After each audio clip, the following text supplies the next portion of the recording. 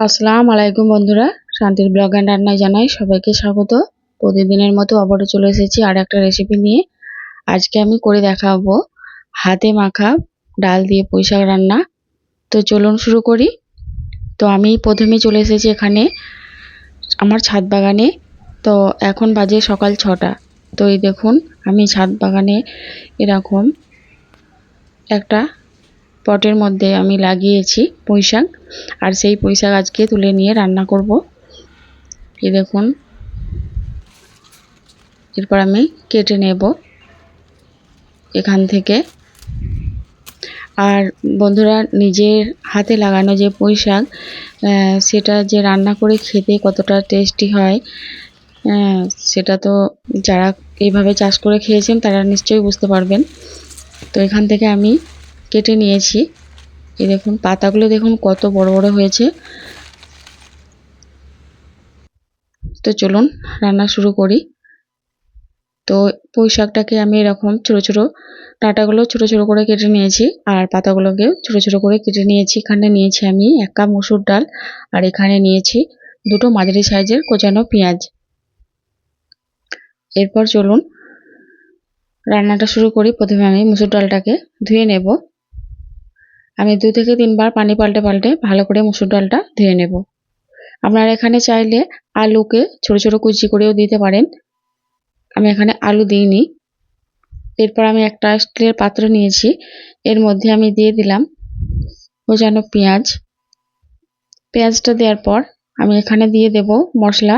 দিয়ে দিলাম হলুদ গুঁড়ো 1 চামচ, লঙ্কার গুঁড়ো 1 চামচ, জিরে গুঁড়ো 1 চামচ, দিয়ে দেবো স্বাদ মতো নুন। এরপর মশলা আর পেঁয়াজটাকে হাত দিয়ে প্রথমে খুব ভালোভাবে মেখে নেব। তার আগে এখানে দিয়ে দিলাম 2 চামচের মতো সরষের তেল।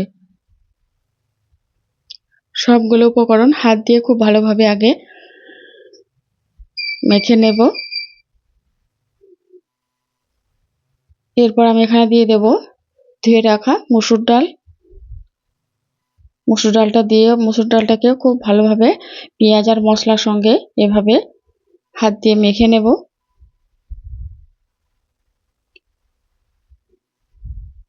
পেঁয়াজ আর মসুর ডাল মশলা খুব সুন্দরভাবে মেখে নিয়েছি। এরপর আমি এখানে দিয়ে দেব ধুয়ে রাখা পুঁইশাক।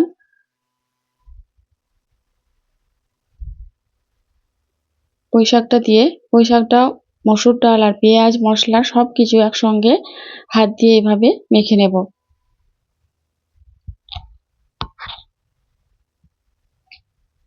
তো পুঁইশাকের পাতাগুলো খুবই নরম, তো হাত দিলেই ভেঙে যাচ্ছে।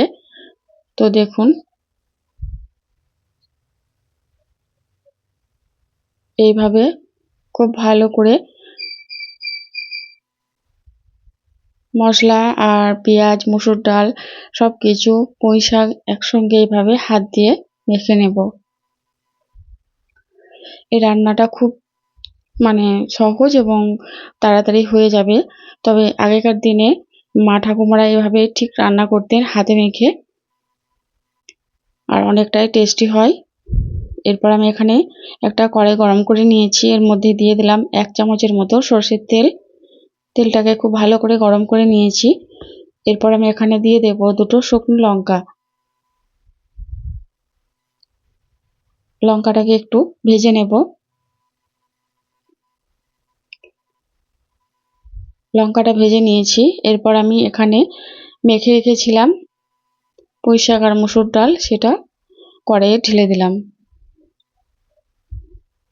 এমনিতেই এটা মেখে রেখেছিলাম, তার জন্য অনেকটাই পানি বেরিয়ে হয়েছে।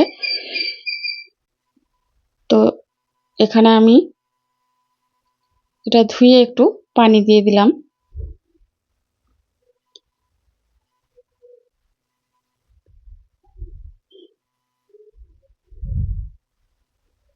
এরপর আমি এটাকে একটা ঢাকনা দিয়ে ঢেকে দেব। গ্যাসের আঁচটাকে অবশ্যই মিডিয়ামে রাখতে হবে। আর দেখুন 5 মিনিট পর আমি ফিরে এলাম।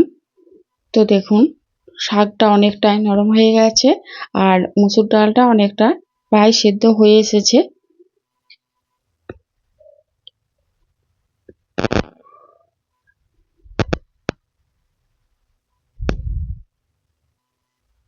তো দেখুন এটা প্রায় সেদ্ধ হয়ে এসেছে, আর কিছুক্ষণ হবে এটা।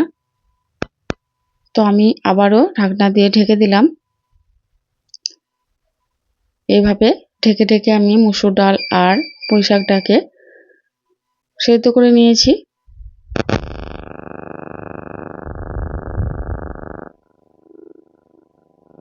তো দেখুন এভাবে ঢেকে ঢেকে আমি এটাকে সেদ্ধ করে নেব।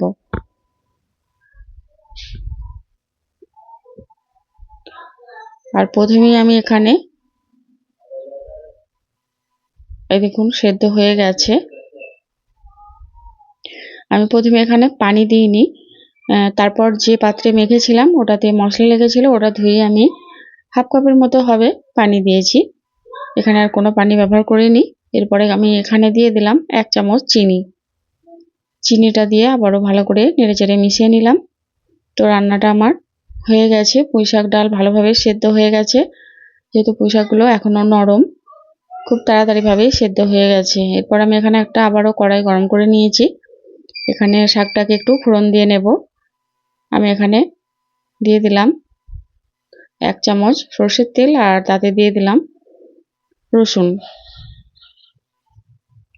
আমি এখানে 3 কোয়া রসুনকে খুব ভালোভাবে একটু ভেঙে নিয়েছি। আর দেখুন রসুনটা এরকম লাল লাল হয়ে এসেছে। এরপর আমি এখানে রান্না করে রাখা পুঁই শাক আর ডালটা এর মধ্যে দিয়ে দেব।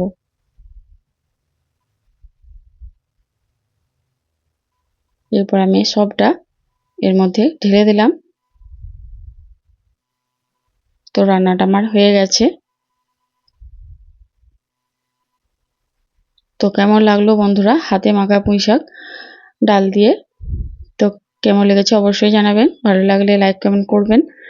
আবার দেখা হচ্ছে পরের ভিডিওতে। ততক্ষণ সবাই ভালো থাকবেন।